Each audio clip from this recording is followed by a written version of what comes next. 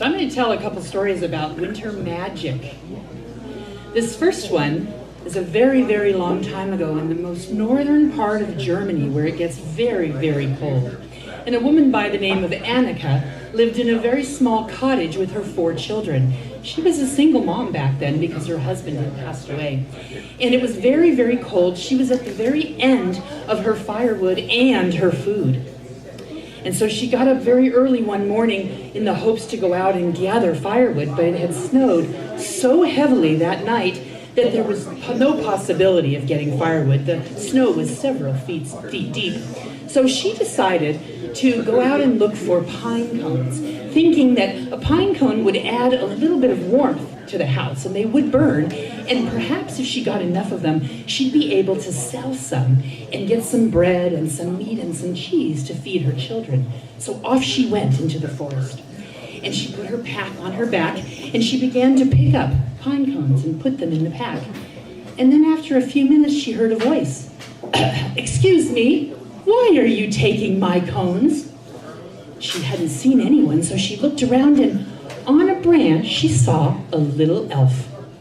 And she said, "Excuse me, are you talking to me?" And the elf said, "Yes, I am. Why are you taking my cones?" And Annika said, "My children are at home and it's cold and they're hungry and I'm out of wood, so I'm hoping that we can burn these cones and then maybe I can sell some and get some food." And he said, "Well, I'll tell you a secret. In the next forest over, there are even better cones. They're larger and they'll burn much brighter and much longer. You would do very well going over there." She looked at that elf for a little while and she decided that he seemed so confident that she would go check it out. And it was quite a long walk, but she went to the next forest. And there she saw giant pine cones. So she reached down and she started gathering those giant pine cones and putting them in her pack. And when her pack was full, she was so pleased with herself because these most certainly would create large roaring fires and she knew she'd be able to sell some of them. So when she started walking back to the house, she walked very lightly and she was very happy that she had collected so many cones. But as she got closer to her house, the pack started getting heavier and heavier. And she just dismissed it, thinking that she was just very tired. When she got through her front door and took her pack off, something was glistening at the top of the pack. The pine cones at the top of the pack looked silver. So she pulled one out and it was very heavy. Indeed, the pine cone had turned to silver. She pulled another one out and another one out, and all of the pine cones she had gotten from that second forest had turned to silver. The ones at the bottom of the pack that she had gotten from the first forest were still regular brown pine cones. So she put them on the fire, and as she sat there, she was so pleased with herself, she thought, "I can certainly sell these silver pine cones and make a lot of money and buy firewood and food for my children for the rest of the winter." So that's exactly what she did. She took a couple of the cones and went into town and sold them and got enough money to buy wood and food, bread and meat and cheese for her children. And every couple of days she would take a couple of those silver pine cones and go into town to sell them. She had plenty of wood and food for the whole winter. The very interesting thing that happened, though, is that never did that basket empty. So for the rest of her days, she was able to keep her home warm and feed her family. There's some of the magic of Christmas. And you know, from that day to this, silver pine cones in Germany are known to mean good luck and to bring good luck. And it's a very common Christmas custom when families and friends gather together to give each other a single silver pine cone to represent good fortune, and that to always tell this story as they're giving that pine cone. So I have some silver pine cones, and I'll leave them up here at the end. Some of you may take them. And one for you for good fortune. The winter magic continues, though. So, So, a little farther north, there were two brothers, Lars and Hans. And they were twins, identical twins. They were about 11 years old. And they had gotten sleds for Christmas. So they were sledding down the hill behind their house. It was the 31st of December, the very last day of the year. And the boys would slide down with their slides and trudge back up with their sleds and trudge back up and slide back down again, climb back up and slide back down again. They did this a dozen times or so, and then they got so tired they just fell on the ground. And right next to Lars, something seemed to be glowing under the snow. So they took their hands and they brushed away some of the snow, and it was a tiny little sprite with translucent wings, and she flew just above that mound of snow, and she said, "Boys, I have a gift for you, a gift for the new year." And just as quickly as she had appeared, she disappeared, but right in front of the boys were two gifts wrapped in beautiful silver wrapping paper. So they took the gifts and they ran into the house and they opened them, and inside the package they each got a beautiful book, a journal type of a book. The outside of the cover was beautiful. It was embellished in gold and silver, and it had the new year on it. And inside, the pages were blank, clean and crisp and white as the fallen snow. Well, the boys thought, well, maybe we should write in these or draw in these every day. After all, what else would they be for?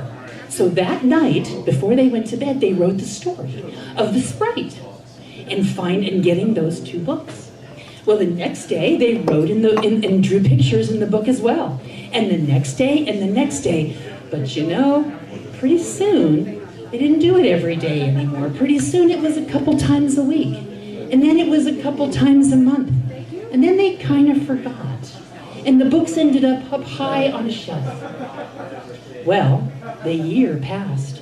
And on December 31st, they were sitting on the floor inside the house in front of the fire, and what do you know, the sprite reappeared. And she said, "I've come to pick up the books."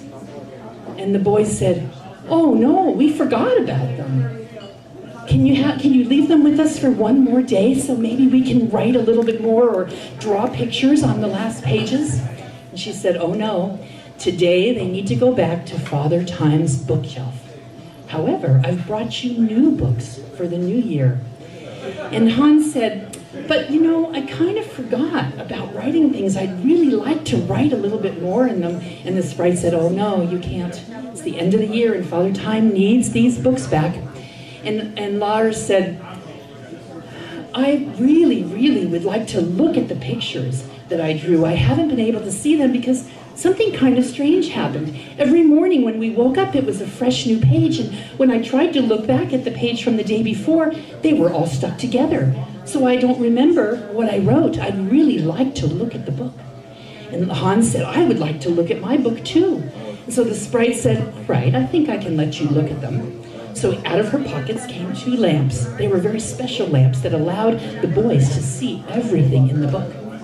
And she opened the pages, and the boys were kind of confused, and they said, "These aren't our books.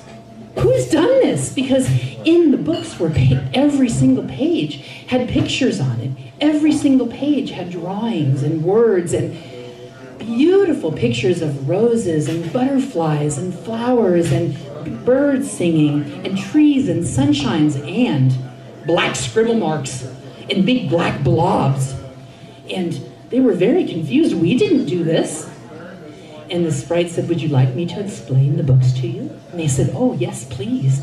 And she said, "Well, do you see these beautiful roses on your book, Hans?" Hans said, "Yes." And he said, "Those showed up the day that you helped your mom by watching your baby sister. You shared toys with her, and you played with her and kept her laughing while your mother took a shower." And Lars, this book with the butterflies on it was the day that you were very nice to the kid at school who was crying, sitting in the corner who needed a friend. And all these singing birds in both of your books, those are the days that you were nice and kind to each other and you played well. "Well, what are all the black marks for?" the boys said. "Well, those are the days when you didn't play so nice. This big black blob here, that's when you weren't so honest.